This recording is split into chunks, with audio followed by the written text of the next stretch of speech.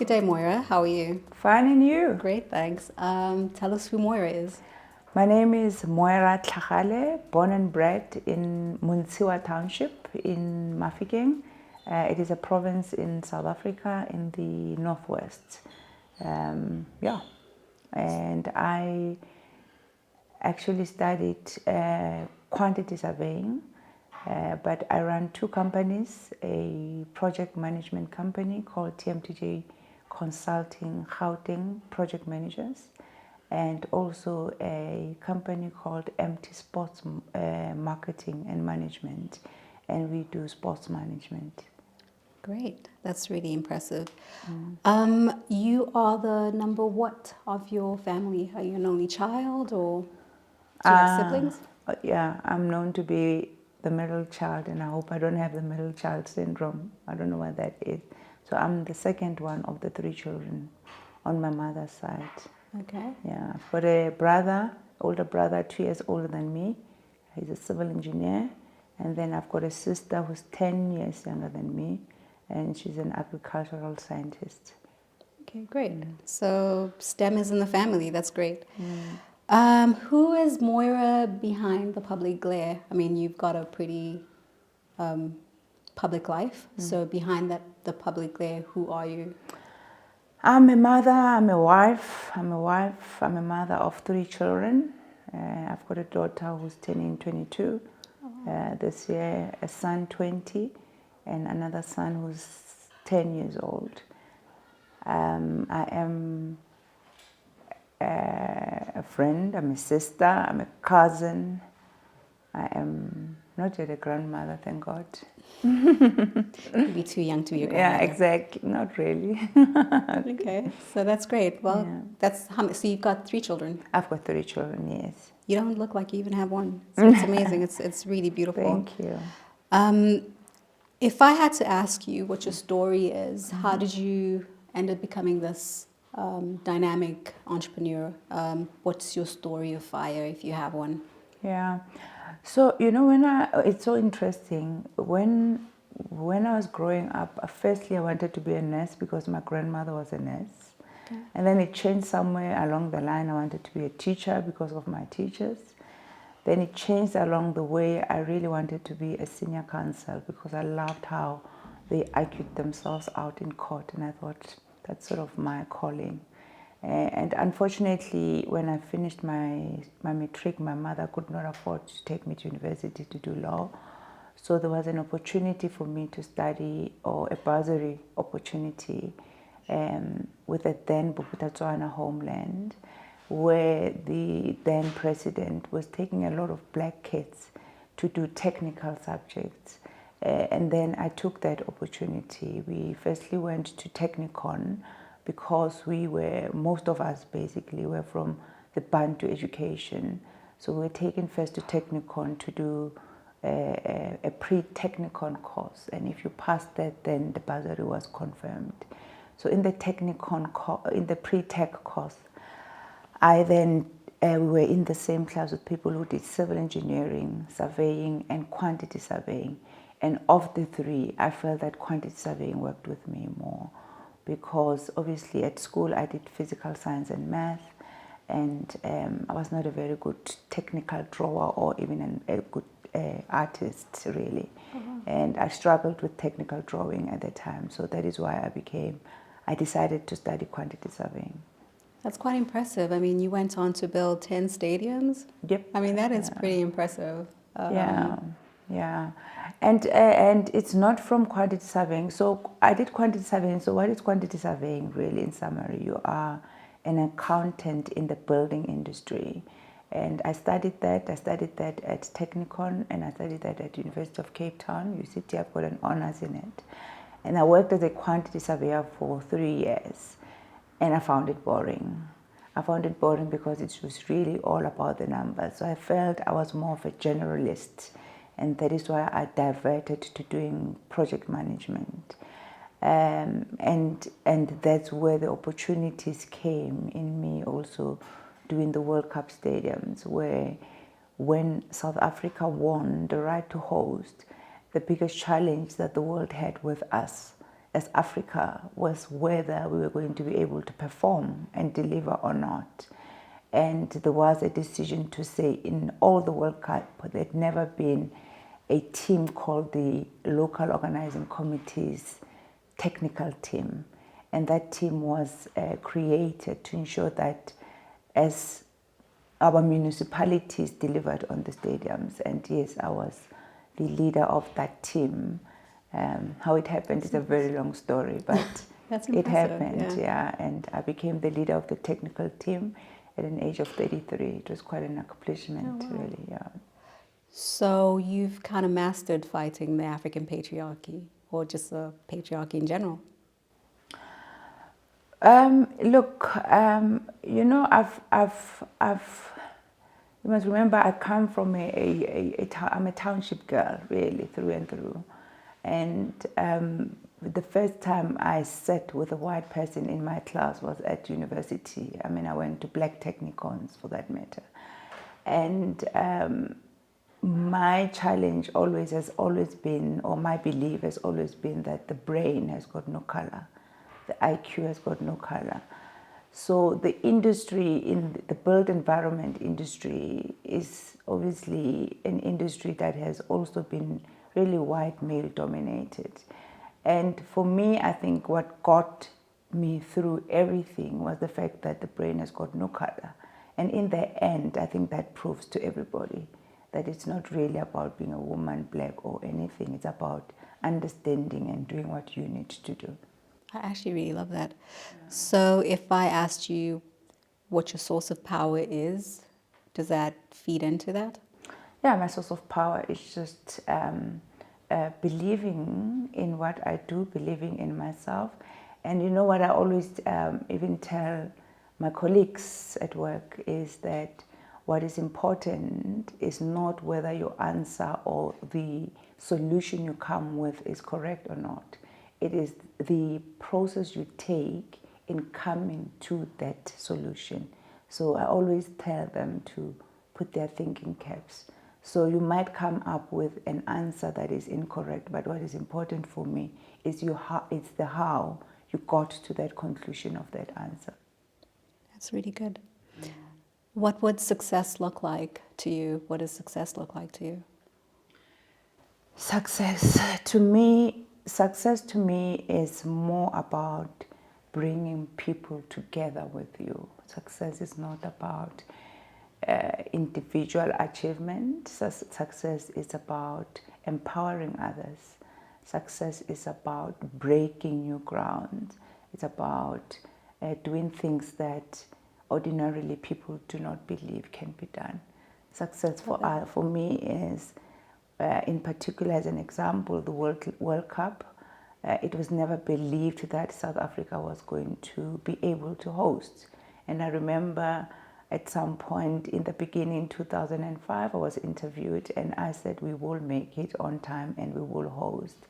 And I remember the then CEO of LOC called me to his office and said, oh, I see you've written this. Are you sure? I said, of course.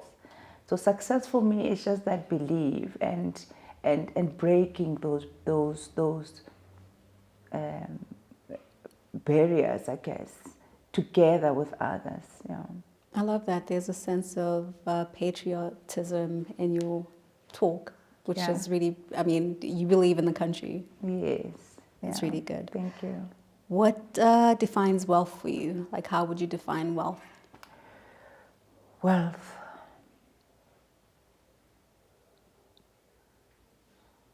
What is wealth? It's different to everyone. I don't know what wealth is. Wealth to people, I guess, is having money, lots of money.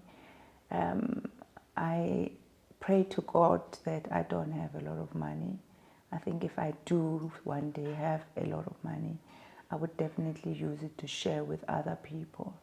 So wealth to me is really more about sharing.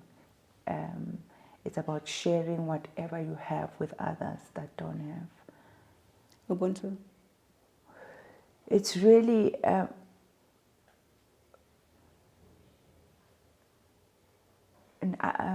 Ubuntu is more about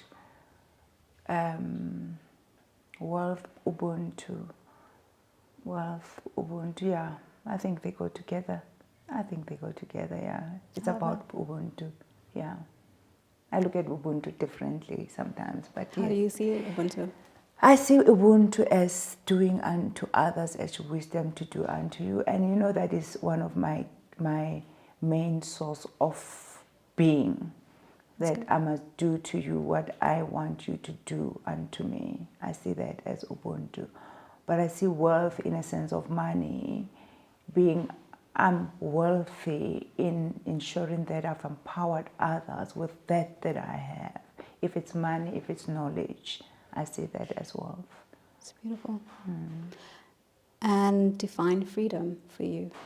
What does freedom mean? Yeah, freedom for me means happiness, means peace for me. You know, as one grows, you know, you grow up. Sometimes I joke with my husband and say, how good it is to be a baby, because you know nothing else that is challenging. And as I was growing up, there was a point in time in my life that I said, what I'm going to choose is happiness and peace, nothing else. That's beautiful. Yeah. So That's freedom for me. it's beautiful. Yeah. And who is God? God for me is the greater power above us all, that has got no shape. Every time I close my eyes, I want to see God's shape. It's a greater power, really. That is what God is, above everything else. That's who God is to me. I believe that everything that happens in my life is definitely through God's will. Is that within the confines of religion or without? It is just general. I'm not necessarily, if we want to talk about religion versus spirituality, I think I'm more spiritual person rather than a religious person. I believe that definitely there is God, a bigger power, but I also believe in goodness. And I think, you know, we can do religion and go to churches for all we like. If you've got no goodness in yourself, it means nothing. That makes perfect sense. Is there a space for African spirituality in your life? Oh, absolutely. I definitely believe that just under God, there is the spirit world of our ancestors, of my ancestors, that in my world I see as my angels also. So definitely I've got people who've departed, and there are things that I'm very aware in my space, and there are things that happen that I say, oh, okay, I understand. So how do you translate that to modern children, to the millennials, the children you're raising up in your home? How do they understand that, or do you teach them that part of spirituality? So with my kids, we, you know, there's different people believe in different things. We believe to still go and visit the graveyard of our parents. My mom and dad are still alive. My husband's parents are have both passed. So we go visit them, and when we get there, I explain the process to them, and I explain the process to them that there is, firstly, in my belief, God, then the ancestors. And when I speak to them, I explain to them that is, in future they have a choice of following that they want to follow. Which is good. Yeah. So you give them the space to I practice. give them the space, and in the end, they will have to decide how they want to manage that as adults. Okay. But I think what is important for me is exposure of church, exposure of our tradition, and exposure of what my belief is and my husband's belief.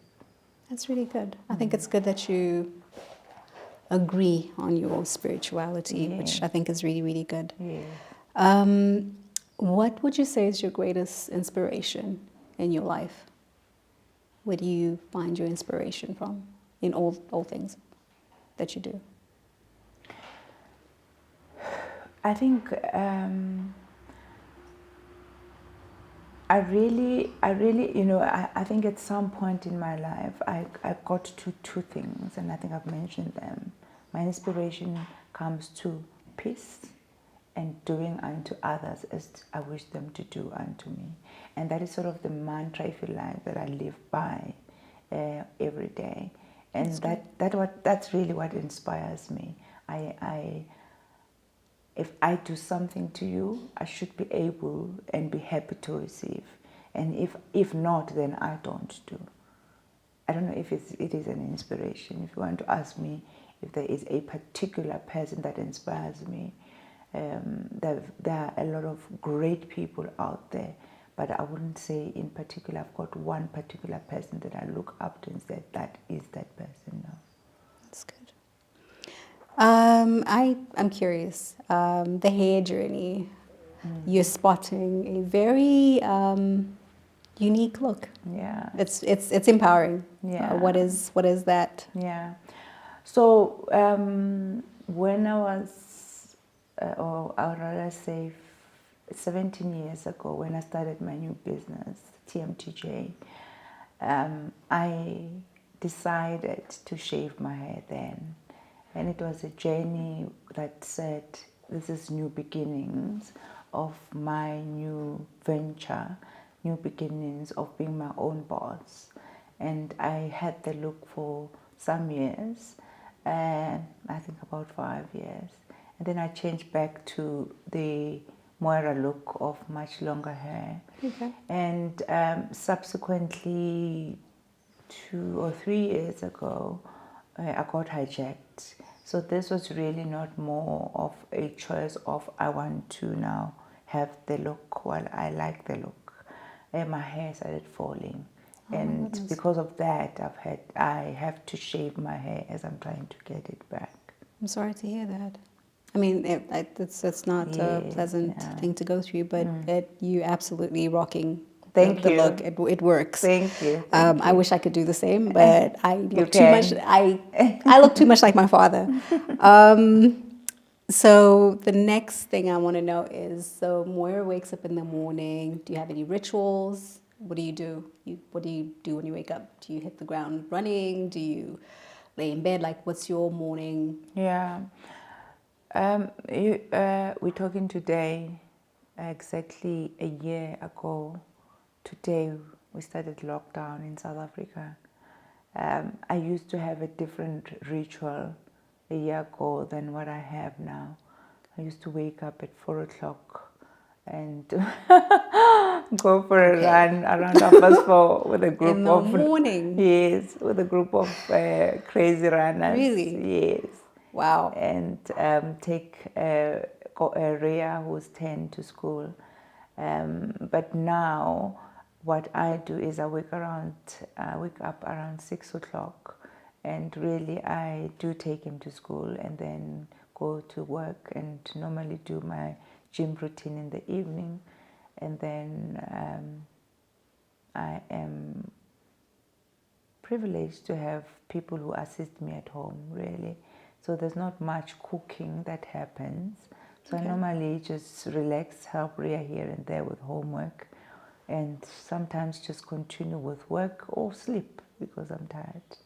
So I was going to ask you two questions about that. Like, do you cook? But you just mentioned, and if you do cook, what's your favorite thing to cook for your family? I cook. I'm a good cook, I think. Could have been a chef. Wow, that's impressive. Yeah. So what is quite interesting is in my journey of studying, I once studied in an Indian technicon in Durban. Wow. And I just love the Indian food.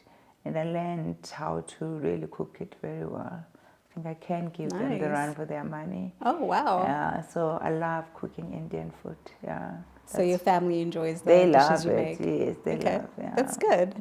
So it's a spicy home. Spicy, yeah. That's good. The other thing you mentioned the change in your schedule with COVID, like your morning rituals. What have you learned from this period, this COVID pandemic? What have you learned from COVID?